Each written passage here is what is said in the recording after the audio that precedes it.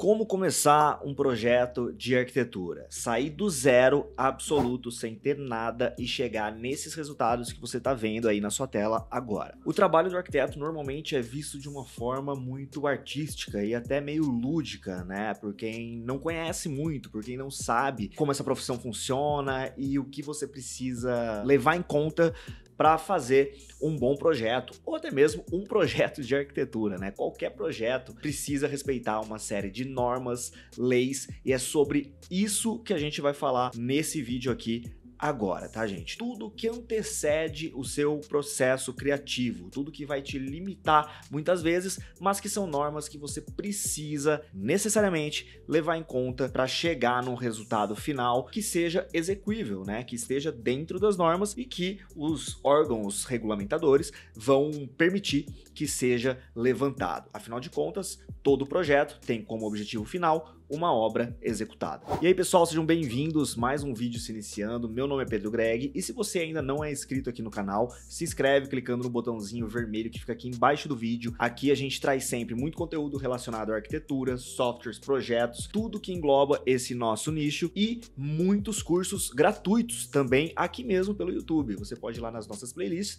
e ali você consegue assistir cursos e consumir conteúdo de verdade, sequencial, sem gastar absolutamente nada. E vou pedir também para você já aproveitar e deixar o joinha, porque fazendo isso você ajuda bastante o nosso conteúdo a chegar a cada vez mais pessoas que, assim como você, também gostam de assuntos como esse aqui.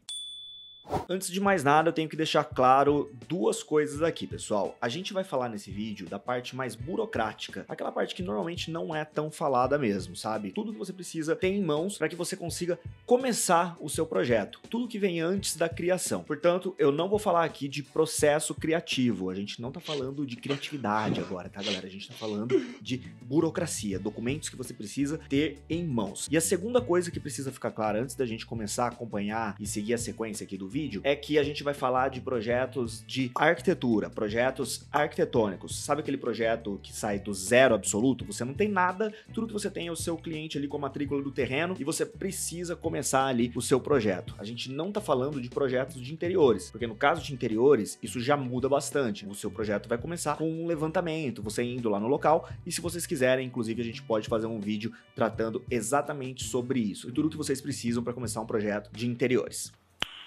Nice. Então, se a gente não tem nada além do endereço desse projeto, a gente precisa começar pela etapa de levantamento. Mas o levantamento não é necessariamente esse levantamento que você vai no lugar, fica esticando trena, ou até mesmo tirando nível em alguns casos. Você vai fazer um levantamento de documentação. Então você vai precisar aqui, principalmente, de dois documentos aqui. O primeiro documento que você vai precisar, você normalmente vai conseguir no site da prefeitura da sua cidade. Eu tô falando aqui das leis de uso e ocupação do solo. A sua cidade, normalmente, né, ela vai ser dividida por zonas. Em cada zona você tem um tipo de empreendimento que pode ser construído, você tem que respeitar uma taxa de permeabilidade, uma taxa de ocupação, um coeficiente de aproveitamento e você precisa respeitar também alguns recuos. Tudo isso você encontra nas leis de uso e ocupação do solo. O grande porém aqui é que muitas pessoas não sabem como e onde buscar por esses documentos, só que é bem simples. Você vai fazer uma pesquisa, pode ser no Google mesmo, ou se você tiver mais intimidade, você pode entrar ali no site da prefeitura da sua cidade. Eu falo para procurar no Google porque normalmente esses sites costumam ter um layout um pouquinho mais burocrático. E por ali vocês vão conseguir fazer o download dessa documentação. Eu vou usar como exemplo a cidade aqui onde eu moro em Indaiatuba, e eu vou baixar junto com vocês essa documentação para vocês entenderem esse passo a passo. Bora para a tela do computador. Então olha só, gente, eu procurei aqui, ó, Lei de Uso e Ocupação do Solo Indaiatuba. Já apareceu aqui para mim o número da lei, tal. E aqui embaixo, ó, Prefeitura Municipal, Engenharia, Downloads, Leis. Vai variar um pouquinho aí do lugar de acordo com o lugar que você tá, mas via de regra você vai conseguir seguindo esse passo a passo. Eu cliquei aqui, ó, ele já veio pro site da prefeitura. Vamos ver o que a gente tem aqui, ó. Plano diretor. É importante, né, você saber o plano diretor aí também, saber o que pode ser feito e tal. Mas o que a gente quer mesmo tá aqui, ó. Uso e ocupação. A gente tem aqui o arquivo mais recente, tá? Então eu vou clicar aqui para fazer o download. Se você quiser salvar na pastinha do seu cliente, fica à vontade. Como aqui é só exemplo, eu vou colocar aqui na pastinha de downloads mesmo. E agora, obviamente, né, você vai abrir esse documento que você acabou de baixar. Aqui, gente, vai ter basicamente tudo que vocês precisam saber, certo? Então, vão ter termos aqui que você não vai entender, tipo, qual que é a diferença entre um recuo e um afastamento. Então, normalmente aqui na parte inicial, ele dá para vocês aí todos os índices, né, de como que ele tá usando essas nomenclaturas aqui dentro. E vocês vão perceber, ó, que a cidade ela é dividida em zonas. Então, por exemplo, aqui, ó, ZEA, U1, composta por lotes com testada de vias identificadas como eixos estratégicos. Cada um vai ser de um tipo diferente. Indo, normalmente, lá embaixo,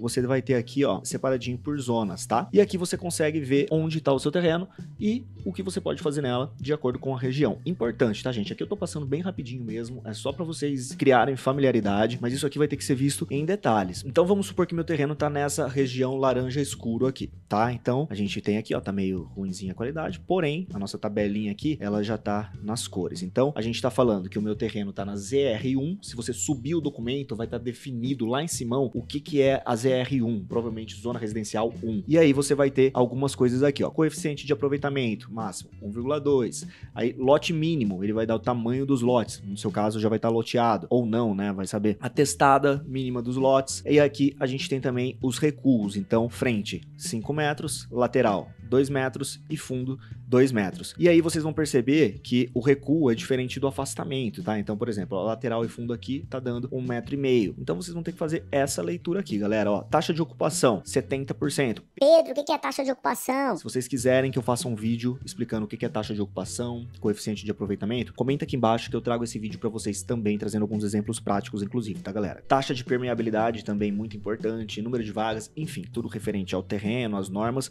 vai estar aqui neste documento. Caso o projeto que você está fazendo seja um projeto residencial em condomínio fechado, você vai ter as normas desse condomínio. E aí, nesse caso, além de estar por dentro aqui das leis de uso e ocupação, você também vai precisar ler em detalhes as normas do condomínio. Normalmente elas são bem convergentes ali, né? Você não vai ter muita discrepância do que pode ser feito ali nas normas, e aqui vai estar muito diferente. Mas mesmo assim, você precisa saber disso, porque vai existir um tipo de projeção que pode avançar um recuo determinado, vai ter uma limitação nesse sentido para não se aproximar muito dos vizinhos. Então, leiam sempre as normas do condomínio quando vocês estiverem fazendo projetos nessa situação. Outra coisa que eu gosto bastante de fazer, tá, galera, é anotar, né, ou pelo menos grifar ali esses índices mais importantes, como os recuos, os afastamentos, taxa de ocupação, taxa de permeabilidade, para você não ter que ficar abrindo aqui toda hora esse documento, indo lá embaixo, né, dar um scroll gigante. Já deixa ali anotadinho, cria um documento seu com as normas mais importantes que você vai estar levando em conta no projeto que você está fazendo. E se você se interessa por esse tipo de conteúdo, quer aprender a projetar legal, quer ter acesso a todos os softwares que você precisa saber para começar nesse mercado, eu recomendo fortemente que você conheça o PJA+,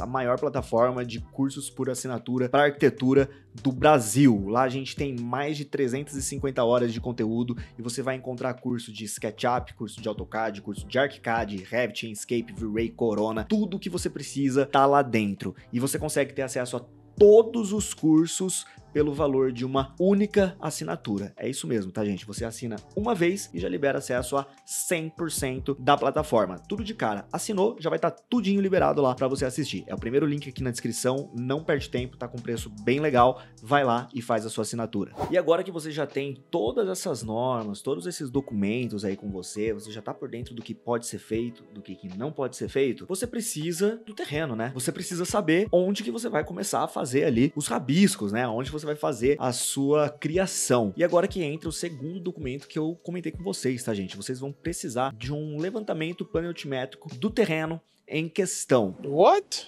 Isso normalmente é feito por um profissional de topografia contratado pelo cliente. Então, o seu cliente precisa estar bem ciente que ele vai precisar contratar esse outro profissional para ir lá no terreno dele, tirar todas as curvas de nível e a partir disso, aí sim você consegue começar a sua criação. Para não ficar aqui só falando, eu trouxe 2 exemplos que eu quero compartilhar com vocês de projetos que a gente está fazendo no momento aqui, só para vocês entenderem o tipo de documentação que vocês vão receber e como isso pode variar de profissional para profissional de topografia. Então, olha só, gente, eu tô aqui com o primeiro levantamento topográfico, beleza? E vocês vão receber basicamente isso aqui. Via de regra, vocês vão ter aí o levantamento dos níveis aqui da calçada, da rua. Se tiver alguma árvore existente, isso também vai ser levado em conta. E vocês vão ter aqui, ó, as curvas de nível desse terreno. Por exemplo, como que esse levantamento aqui tá? Ele tá de 50 em 50 centímetros. Então, percebo que aqui eu tenho uma cota de 500, aqui 500,5. Aí a próxima já é de 501. E aí, ó, vocês vão ver que aqui, ó, aqui eu tenho um desnível bem grande, né? Por quê? Porque em um espaço muito pequeno, eu tenho muitas curvas de nível ali bem juntinhas. Isso tá falando pra mim que nessa parte do terreno eu tenho um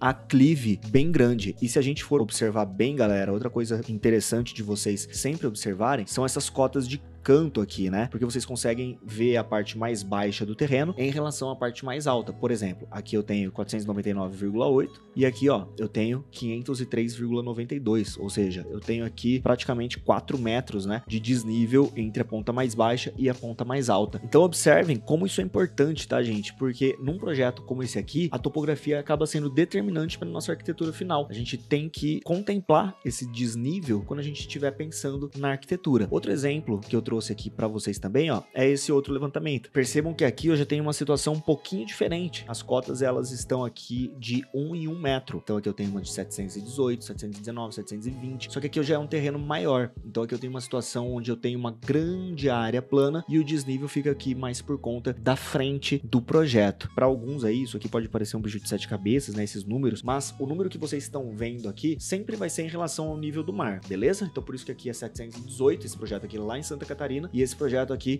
em Indaiatuba mesmo. A gente tem essas diferenças de nível aí por conta disso. E só para efeito de curiosidade, eu quero mostrar para vocês, ó, o projeto que foi desenvolvido neste terreno. Então eu tenho aquele terreno aqui e observem como a rua segue o desnível que foi mostrado ali pra gente. Outra coisa muito importante, porque com isso eu soube em que platô a casa tem que estar. Isso também foi determinante para esse degrau aqui da nossa entrada lateral. Então, basicamente, com isso você consegue fazer o seu projeto arquitetônico. Bom, gente, e aí, uma vez que você tem tudo isso, né, que na verdade nem é tanta coisa assim, você já consegue começar o seu projeto. E aí sim, você vai lançar os recursos ali dentro, seja do AutoCAD, seja do ArchiCAD, seja do Revit. Não sei como você faz o seu processo criativo, se quiser deixar aqui embaixo, deixa também. E se vocês quiserem, comenta aqui embaixo também, porque a gente pode fazer um vídeo sobre processo criativo, né? Então a gente deixa de lado um pouquinho essa parte burocrática e aí a gente vai falar de criação, inspiração, por onde que começa, o que que eu faço primeiro, pode ser bem legal também. Comenta aqui embaixo. Por esse vídeo é isso aí, eu espero que vocês tenham gostado e eu vejo vocês no próximo vídeo.